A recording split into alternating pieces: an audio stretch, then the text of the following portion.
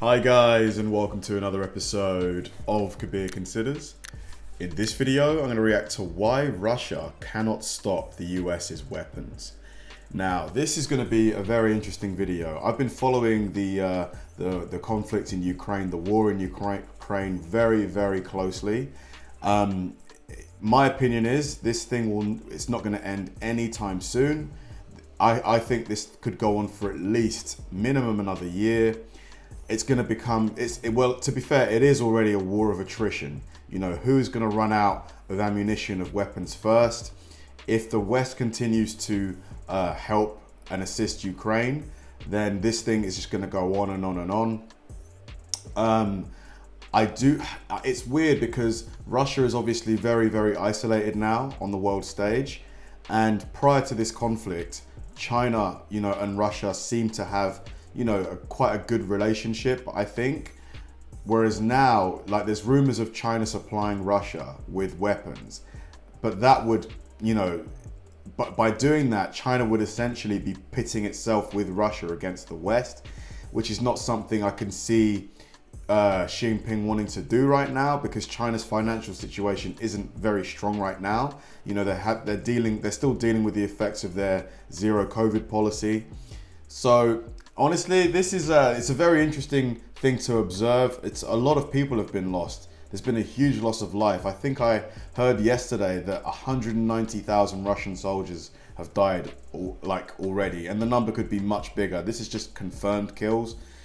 So yeah, it's going to be very interesting to observe. I would love this to end, because nobody wants to see World War III or anything like that.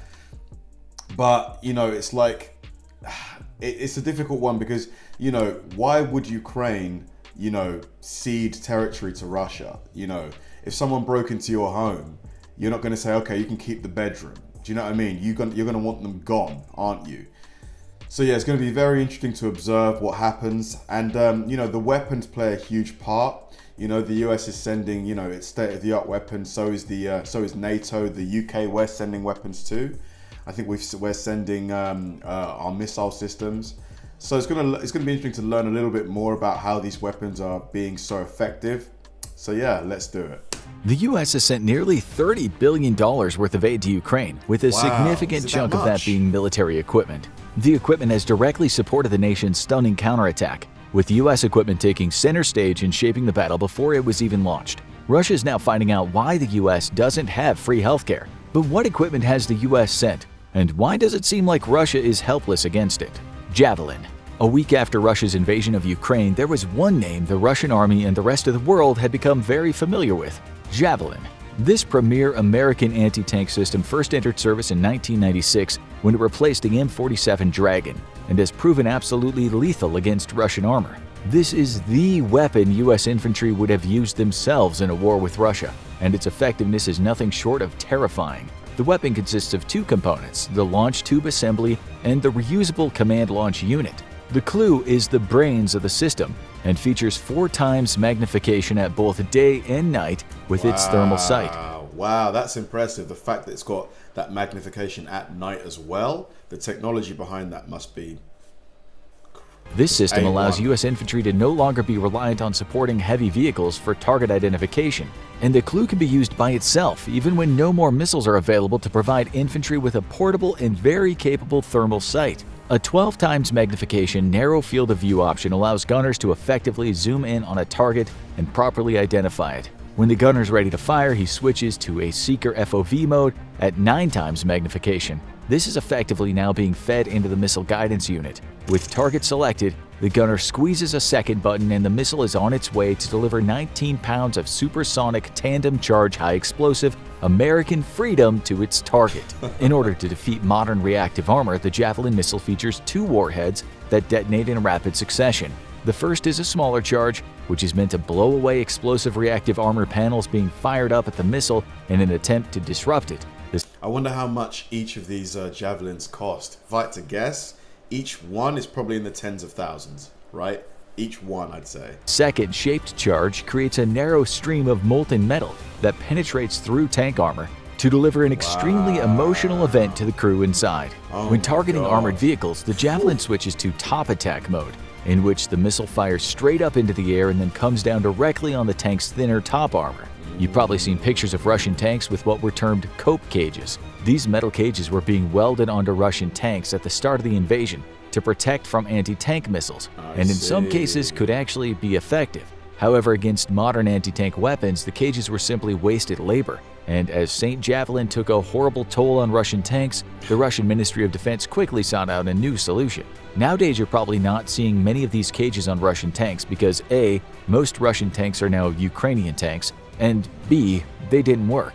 So why are Javelins so effective against Russia? And I've heard that the Russian tanks are, quite old. Some of them date as far back as the 60s. I don't know, is the Russian military, has it been found to be a kind of like a paper tiger? Because I remember before this conflict, most people would have Russia as, clear number 2, after the US, and sometimes even challenging the US, if they went head to head. But I don't know, it just seems like it isn't all it was hyped up to be. Russian armor. The truth is that modern anti-tank missiles of the quality being supplied to Ukraine are frankly terrifyingly effective. Even Western tanks would be hard put to defend themselves against them, which is why the US is gradually adding the trophy protection system to its own tanks. This anti-tank missile system fires explosive charges at incoming missiles that are more effective at disrupting the weapon than explosive reactive armor panels. However, the real reason why Javelins are pounding Russian armor into scrap metal is that Russia has very poor military doctrine and uses its tanks improperly. Tanks are not meant to operate on their own, but are rather meant to be directly supported by infantry.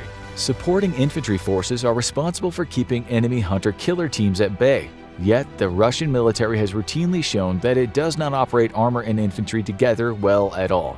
Often, Russian armor is simply left to fend for itself with predictable results. Kamikaze drones. Odds are you've now become familiar with the names Phoenix Ghost or Switchblade. Russian infantry is heard of Switchblade, not Phoenix Ghost. Not only aware of the names, but actively fears them. The Phoenix Ghost drone is a loitering munition developed under the U.S. military's Big Safari weapons program.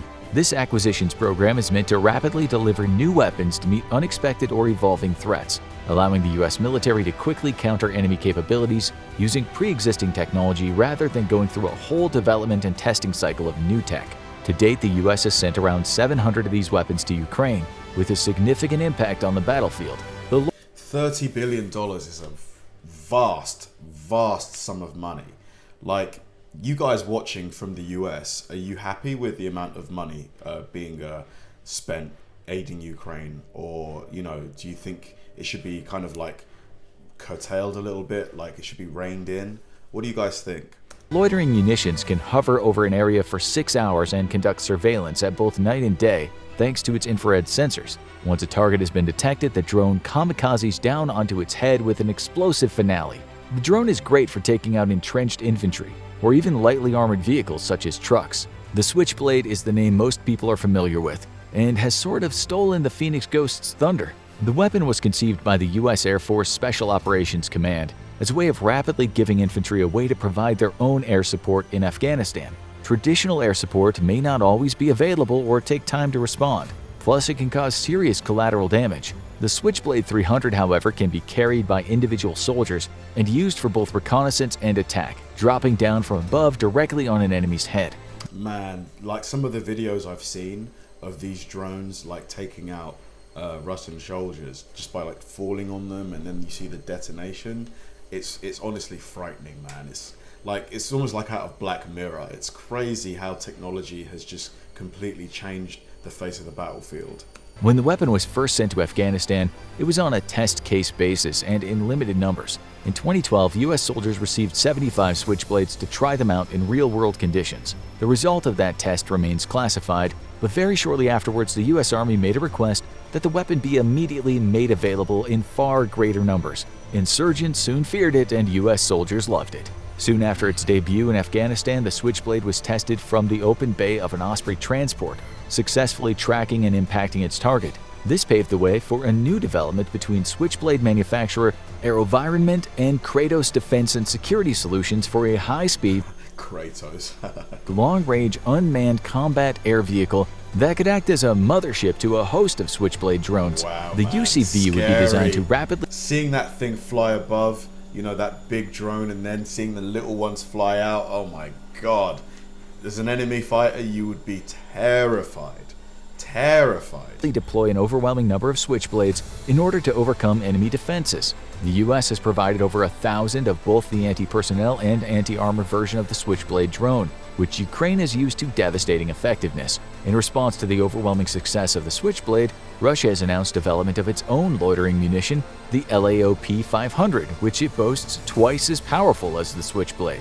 Given the fact that Russia is bringing T-62s out of museums to fight in Ukraine, take that boast with a grain of salt. So why can't Russia stop these American drones? The easiest answer is that Russia simply wasn't prepared for modern warfare, despite its many pre-invasion boasts. But how on earth could Russia not be prepared for modern warfare? Like, did Russia really think that they would walk into Ukraine and, you know, just take it unopposed? Did they really think that that would happen? Because if so, that is the worst planning I've ever seen in my life from the, you know, hierarchy of power in Russia. Surely they must have anticipated some Western intervention. Like, come on.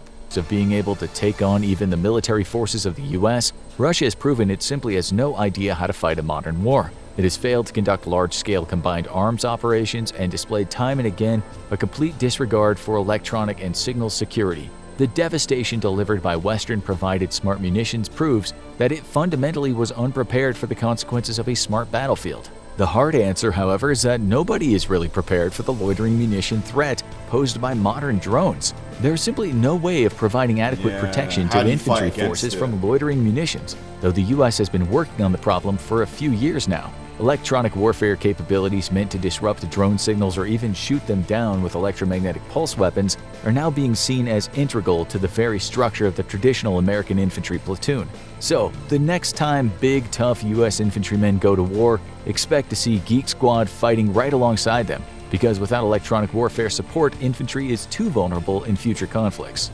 Stinger. At the start of the war, Russian air forces operated in large numbers across the country. By now, Russian rotary aviation is conspicuously absent from the front line. The problem is, the longer this conflict goes on, you know, and the more losses, you know, Putin and Russia take, the more we are pushing him into desperation mode and therefore potentially using a nuke. You know, just one nuke being used, even if it's a smaller tactical nuclear weapon, would have to get a response from the West, you know, who would then probably nuke maybe an area near to Russia, or maybe a production facility that has a low human population in the area, and it's just going to escalate and escalate. Like, this is where it will go if this war doesn't come to an end. Oh man. The reason is the US made FIM-92 Stinger and similar platforms provided by other Western countries. Russian aviation is having traumatic flashbacks to the Afghanistan war, when its helicopters were mauled by US-supplied Stingers. Today the weapon system has been updated, but remains relatively the same as it was when liberating communist aviators from their earthly troubles in 1985. The Stinger is a shoulder-fired man-portable air defense weapon, or MANPAD, that can engage targets up to 3,800 meters away, making it perfect for taking out low-flying aircraft such as helicopters. Its smart seeker head can differentiate between the exhaust plume of an enemy aircraft and its engines, helping it home in for a successful kill. To fire the weapon, a battery coolant unit, or BCU, is inserted into the gripstock. This delivers a supply of high-pressure argon gas, which cryogenically cools the seeker to operating temperature. This causes the seeker to be very sensitive to heat sources, thus allowing it to lock on to enemy vehicles with great precision. Once fired, a small ejection motor pops the missile clear of the operator and to a safe range, where the main rocket motor is activated, sending the missile on its way. The warhead is relatively small, only about 2.26 pounds of HTA-3 explosive, a mix of HMX, TNT, and aluminum powder. However, the weapon is designed to directly impact the vehicle's engines, which can be easily damaged or destroyed even with a small amount of explosives. So why is the Stinger once more violently reuniting Russian aircraft with the ground? Once more, it comes down to reuniting. Oh my god, whoever wrote the script for this video. Doctrine. Russian forces are doing a poor job of integrating air power with ground forces, leaving low-flying Russian aircraft at great threat from man-portable weapons. However, the real culprit is Russia's basic lack of precision targeting.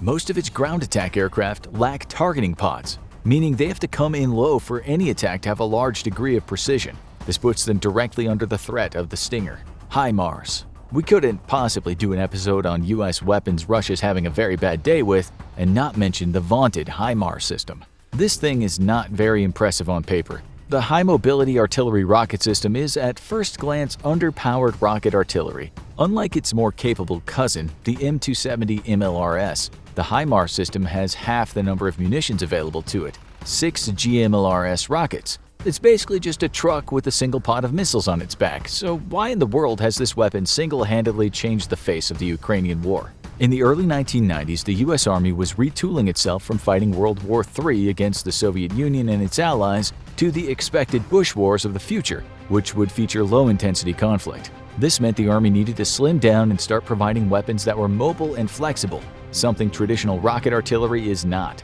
HIMARS was developed to meet the need of a light footprint force such as US paratroopers or a small contingent of overseas troops fighting a conflict requiring precision rather than overwhelming firepower. Mounted on a truck, the system has far greater mobility. I've just had a thought, like the longer this war goes on, like you're going to see a mass influx of people, like Russian people, into, you know, the rest of the world, like Europe, the US. Immigration is just going to probably go way, way, way up.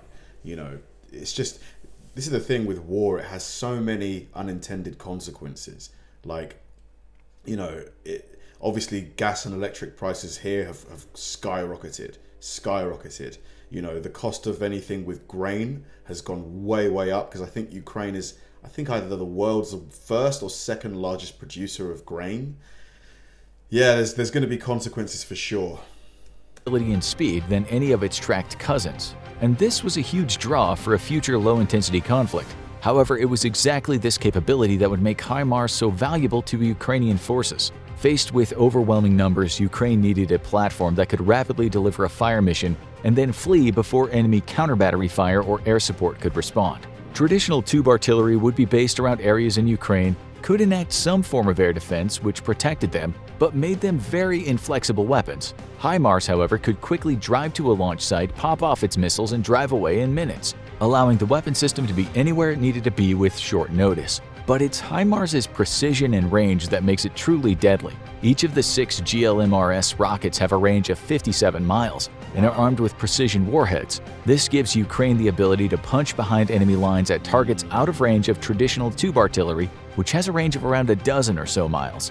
But it's the precision that really matters, because each rocket can be programmed to hit a specific target or to double up and defeat enemy fortifications, striking exactly at their weakest point. The error radius of HIMARS is classified but believed to be no more than a few meters at most, and is likely far, far less than that, given the history of US smart weapons. With just a dozen of these weapons at the start of summer, Ukraine began to batter Russian command posts and logistics nodes, leading to an immediate effect on the battlefield as Russian forces were slowed to a crawl. As they contended with the chaos being wreaked behind their lines, Russia quickly moved to neutralize the weapon, dedicating large amounts of air power and special operations forces to locating and destroying these mobile rocket launchers. Within weeks of the deployment of HIMARS to Ukraine, Russia claimed it had destroyed all of them, yet the US confirmed that not a single HIMARS had been lost in combat. Wow. Was Russia lying? Normally the answer to that question would be yes. But in this case, they actually might have been telling the truth, at least from their own point of view, because the weapon is mounted on a generic heavy-duty truck frame. Ukraine created multiple HIMARS decoys using trucks painted green. Other decoys were mere mock-ups made of wood, and it's confirmed that Russia has destroyed at least 10 of these decoys with Kabir cruise missiles. Russia took the bait and expended significant effort and resources better used elsewhere to find and destroy these fake HIMARS, leaving the real HIMARS safe from attack. One thing that has to be said is that the Ukrainians are an amazing fighting nation. Like, obviously they've, got help with obviously weaponry and stuff like that, but these guys can really fight. The US quickly agreed to supply Ukraine with more HIMARS, and the nation now has just under 24 of these platforms with plans for more to be delivered. As of September 8th, Ukraine has struck 400 Russian targets with the weapons, making it the hardest working weapon in the Ukraine war, and one that has forced Russia to radically rethink how it deploys its forces. No longer safe behind the front lines, Russian command and control nodes and logistics hubs have been forced out of HIMARS range, which means the rate of the offensive has slowed to a crawl as units have to wait even longer for resupply. Russia has threatened to retaliate against the United States for further deliveries of the weapon system, but given that it can't handle 16 of these and the U.S. Army is equipped with over 400, it seems Russia's mouth is cashing checks its military can't cash. Now go check out what's wrong with Russia's military, or click this other. Putin, what have you done? It's a very interesting thing to observe because, you know, if as long as the West provides weapons, you know, the war will go on and on and on, and Russia will just continue to take huge losses, immense losses. You know, I think at the start of this conflict, Putin said that it would only take a month to complete. We're now a year in, you know, with no end in sight. Like, financially, Russia is being crushed with all the sanctions. They're isolated as a nation. I just don't know why he decided to do this. I know there's a long history between Ukraine and Russia. I know that. Like, was this born out of some, you know, idea of maybe recreating the USSR or something, the Soviet Union? Like, there's rumors that, you know, Putin is sick, that, you know, maybe he wanted to try and piece back a bit of the Soviet Union before he died. If that's the case and that was why he decided to do this, then man, he made a big mistake, because, like, financially, this is costing Russia hugely. Like, I just don't understand it. Like, let me know in the comments why you think he decided to do this. At the end of the day, like, Ukraine is a sovereign nation that can decide to join the European Union if it so chooses, or NATO if it so chooses. Like, so you can't say, oh, because you know, our neighboring country is going to join NATO, we're going to go in there and try and get rid of, you know, the leadership and put in a puppet government. That is no justification at all. It's just bizarre, honestly. Bizarre. Let me know you guys' thoughts. But in terms of the weapons that the US is supplying, it's state-of-the-art stuff, completely and utterly devastating. Thanks for watching, guys, and I'll see you in the next one.